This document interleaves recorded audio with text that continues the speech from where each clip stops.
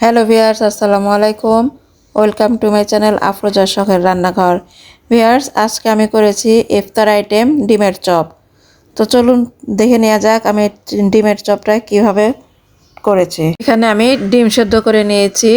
আপনাদেরকে আমি একটি কেটে দেখিয়ে দিচ্ছি। আমি ডিমটা এভাবে মাঝখান থেকে কেটে ডিমের উপরেও হালকা একটু কেটে নেব। এতে করে আমরা যে ডিমটা চপ করব তাতে হবে কি, তেলের মধ্যে দিলে ডিমটা ফুটবে না বা ফেটে যাবে না। তো আমি এখন ডিমের উপরে দিয়ে দিচ্ছি সামান্য মরিচের গুঁড়া, ছিটিয়ে নিচ্ছি আর দিয়ে দিচ্ছি লবণ এবং মরিচের গুঁড়া দিয়ে আমি এভাবে ডিমটাকে মাখিয়ে নেব। এতে করে ডিমের যে চপ, এটার খেতে ভালো লাগবে, এর স্বাদটাও বেশ ভালো হবে, কারণ লবণ এবং মরিচের গুঁড়া দিয়াতে এটাতে প্রপারলি ঝাল এবং লবণটা হবে।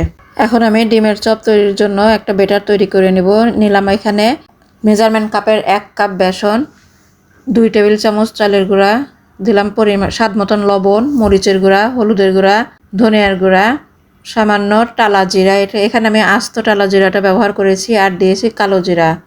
এখন দিয়ে দিলাম 1/2 চা চামচ বেকিং পাউডার। তো দিয়ে আমি এটাকে ভালোভাবে ব্যাটার তৈরি করে নেব অল্প অল্প পানি দিয়ে। হ্যান্ড উইচের সাহায্যে বা হ্যান্ড উইচ দিয়ে আমি নেড়ে ভালোভাবে ব্যাটারটা তৈরি করে নেব। ব্যাটারটা বেশি পাতলাও করব না, আর একদম ঘনও করব না। বেসন দিয়ে ব্যাটারটা তৈরি হয়ে গিয়েছে। আমি এই বেসনের ব্যাটারটা করে 10-15 মিনিট রেস্টে রেখে দিয়েছিলাম। আর হ্যাঁ, ব্যাটারের মধ্যে আমি সামান্য গরম তেল দিয়েছি। এখন আমি ডিমগুলো ব্যাটারে চুবিয়ে তেলের মধ্যে দিয়ে দিচ্ছি। এক পাশে সুন্দর ব্রাউন কালার না হওয়া পর্যন্ত অপেক্ষা করব। কেমন লাগছে আপনারা অবশ্যই লাইক কমেন্ট করে জানাবেন, আর আমার ভিডিওটি শেয়ার করবেন। এক পাশে আমার ভাজা হয়ে গিয়েছে, এখন আমি এটাকে আবার উল্টিয়ে দিলাম। ডিমের চপ অলমোস্ট হয়ে আসছে, আপনারা দেখতে পাচ্ছেন খুব সুন্দর কালার এসছে। আমরা এখন এই ডিমের চপগুলোকে উঠিয়ে নেব। ভিউয়ার্স, এই ডিমের চপ সন্ধ্যার নাস্তায় বা বাচ্চাদের টিফিনে দিতে পারি। আবার এই ডিমের চপ পোলাও দিয়ে খেতেও কিন্তু বেশ ভালো লাগে। হয়ে গেল ডিমের চপ। এই ডিমের চপটা আসলে এক প্রকার হেলদি খাবার। সারাদিন আমরা রোজা থেকে ইফতারিতে যদি একটু হেলদি খাবার পাই তাহলে কিন্তু মন্দ হয় না।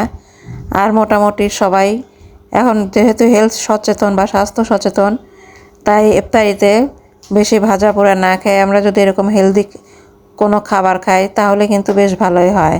কেমন লাগলো ডিমের চপ? আপনারা অবশ্যই লাইক কমেন্ট করে জানাবেন, আর আমার চ্যানেলে নতুন হয়ে থাকলে প্লিজ সাবস্ক্রাইব করে পাশের বেল আইকনটি বাজিয়ে দেবেন। ধন্যবাদ।